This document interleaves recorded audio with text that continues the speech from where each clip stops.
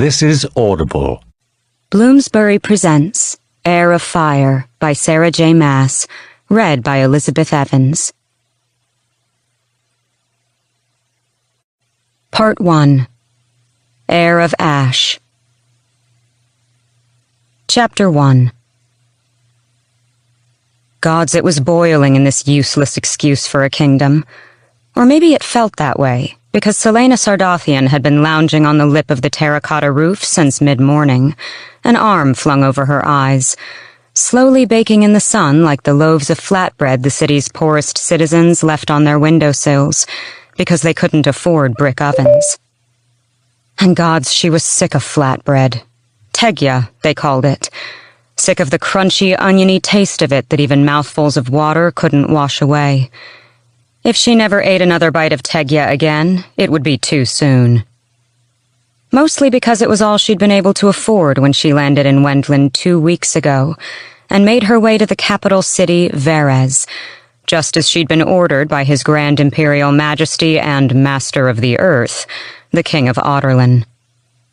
She'd resorted to swiping Tegya and wine off vendors' carts since her money ran out, not long after she'd taken one look at the heavily fortified limestone castle, at the elite guards, at the cobalt banners flapping so proudly in the dry, hot wind, and decided not to kill her assigned targets. So it had been stolen Tegya and wine, the sour red wine from the vineyards lining the rolling hills around the walled capital, a taste she'd initially spat out, but now very, very much enjoyed. Especially since the day when she decided that she didn't particularly care about anything at all. She reached for the terracotta tiles sloping behind her, groping for the clay jug of wine she'd hauled onto the roof that morning, patting, feeling for it, and then she swore. Where in hell was the wine? The world tilted and went blindingly bright as she hoisted herself onto her elbows. Birds circled above, keeping well away from the white-tailed hawk that had been perched atop a nearby chimney all morning, waiting to snatch up its next meal. Below, the market street was a brilliant loom of color and sound, full of braying donkeys, merchants waving their wares, clothes both foreign and familiar, and the clacking of wheels against pale cobblestones. But where in hell was the... Ah, there. Tucked beneath one of the heavy red tiles to keep cool, just where she'd stashed it hours before, when she'd climbed onto the roof of the massive indoor market to survey the perimeter of the castle walls 2 blocks away. Or whatever she'd thought sounded official and useful, before she'd realized that she'd rather sprawl in the shadows.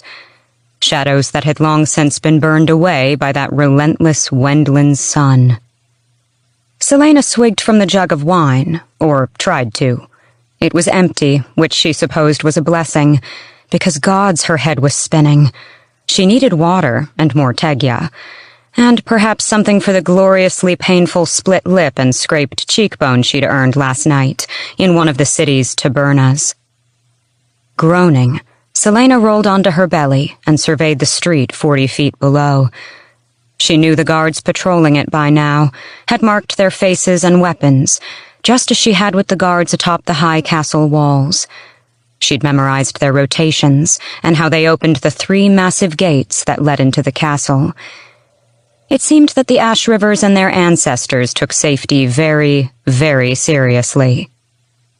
It had been 10 days since she'd arrived in Verres itself, after hauling ass from the coast. Not because she was particularly eager to kill her targets, but because the city was so damn large that it seemed her best chance of dodging the immigration officials, whom she'd given the slip, instead of registering with their oh-so-benevolent work program. Hurrying to the capital had also provided welcome activity after weeks at sea, where she hadn't really felt like doing anything, other than lying on the narrow bed in her cramped cabin, or sharpening her weapons with a near-religious zeal. "You're nothing but a coward," Nehemia had said to her. Every slice of the wedding stone had echoed it. Coward, coward, coward.